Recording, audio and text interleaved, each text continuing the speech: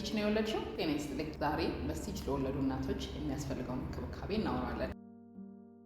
በተለያየ ምክንያት አንዲት እናት በምጥ ስትወልድ ስቲች ሊደረግላት ወይ ደግሞ ኢፒዚዮቶሚ የምንለው በእንግሊዝኛው ቃል ሊሰጣት ይችላል። ስቲች ሊሰራበት የሚችሉ ምክንያቶች በርካታ ናቸው። እንዳያስፈላጊነቱ ለእናቲቱ የምጥ ሰዓቱ አልቆ የመጨረሻው የመውለጃ ሰዓት ላይ ሊሰጥ ይችላል። ስቲች ከተሰጠች በኋላ ግን አንዲት እናት ምናልባት ማወቅ ያለባት የእንክብካቤ ነገሮችን ዛሬ ለማውራት እንሞክራለን። አንደኛ ስቲቹ ቦታ ሁል ጊዜ ንጹህ መሆን መቻል አለበት። ስቲች የሚሰራበት ቦታ ለሽንት መሽናም ለሰገራ መውጫ ቅርብ ስለሆነ ንጽህናውን መጠበቅ ትንሽ ከባድ ሊሆን ይችላል። ግን ኢንፌክሽን የመፈጠር እድሉ ከፍተኛ ስለሚሆን ሁል ጊዜ ለማንኛውም እናት የምንመክረው ቦታ ንጽህናውን ጠብቆ መገኘት ይኖርበታል። ይሄም ማድረግ የሚቻለው አንደኛ ሽንት ቤት በተጠቀምሽ ቁጥር በንጹህ ውሃ መታጠብ፣ ከዛ በኋላ በንጹህ ጨርቅ ማድረቅ ተገቢ ይሆናል። ሌላኛው ማድረግ የሚኖርብሽ በቀን ከ2 እስከ 3 ጊዜ ለብ ያለ ውሃ ውስጥ አልፎ አልፎ ደግሞ ጨው ቢኖረው እዛ ውስጥ ለ15 እስከ 20 ደቂቃ መዘፍዘፍ። ይሄ ለምን ይረዳሻል? የሰፋው የስቲች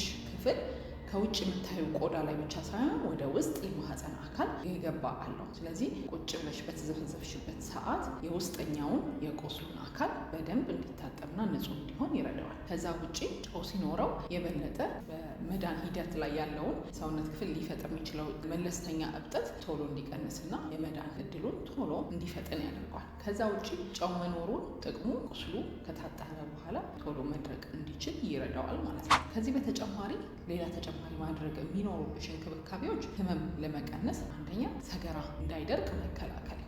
ማንኛውም እናት ስቲች ከኖራት በኋላ ሰገራ ስትወጣ ህመም አለው። በተለይ ደግሞ ከደረቀ ህመሙ ይብሳል ማለት ነው። ይሄ ሲፈጠር ምን ይሆናል? ሰገራ ሲወጣ ያለውን ህመም ለማስቀረት ሲባል አንድ ሰው ሰገራ ላይ ይወጣ ይችላል። ይሄ ደግሞ የበለጠ ሰገራው እንዲደርቅ ያደርገዋል።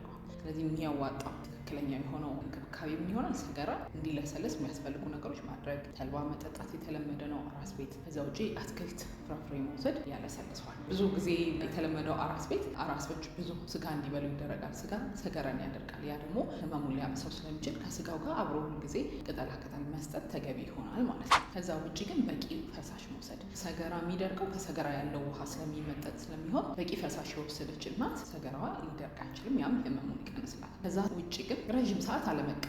ምክንያቱም አንዲት አራስ ስቲች ሲኖራት ረዥም ሰዓት ከተቀመጠችበት ህመም ይኖረዋል። ያ የበለጠ ህመሙ እንዲባባስባት ያደርጋል። ከዛ ውጭ ግን አስፈላጊ ሆኖ የተገኘበት ሰዓት ነው ህመም ማስታገሻ መጠቀም ተገቢ ነው። ከዚያ ውጭ ግን የተለየ ፈሳሽ ካለው በተለይ ጠረን ካለው የተሰፋው ስቲች የመፈታት ነገር እንዳለው ካስተዋልሽ የወለድሽበት የጤና ተቋም በፍጥነት መሄድና መታየቱ ተገቢ ይሆናል። የተለየ ጥያቄ ካለ አስተያየት ካላችሁ በኮመንት ሴክሽን ላይ አስቀምጡልን። ቻናላችንን ላይክ አድርጉ፣ ሼር አድርጉ። አዲሱን የዊኬር አፕሊኬሽናችን ከፕሌይ ስቶር ላይ በማውረድ ሐኪሞችን ማማከር ትችላላችሁ። እናመሰግናለን።